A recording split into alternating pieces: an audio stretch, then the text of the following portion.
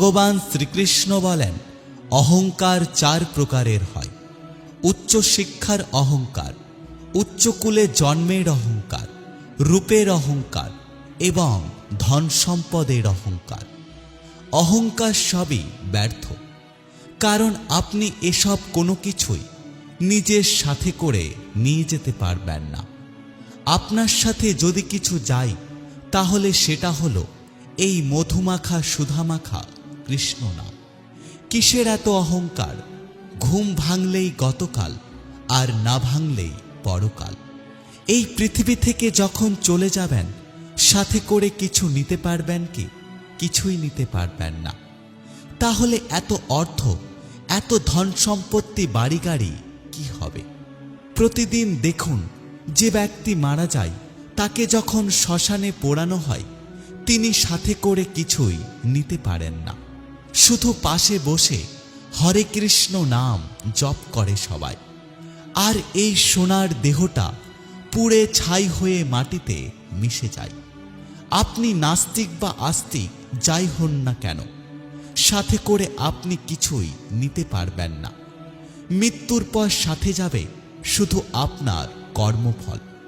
যদি কর্মে বিশ্বাস করেন, তাহলে কৃষ্ণ নাম, কৃষ্ণ প্রেম এবং ভক্তি শ্রদ্ধার মাধ্যমে যে ফল লাভ করেছেন, সেটুকুই আপনি সাথে করে নিতে পারবেন।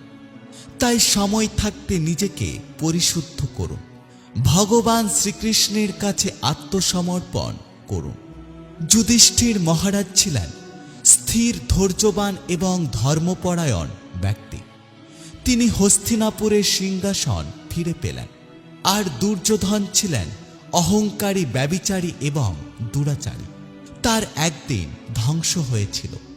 এবার আপনি ঠিক করুন, আপনি কোন পথে যেতে চান।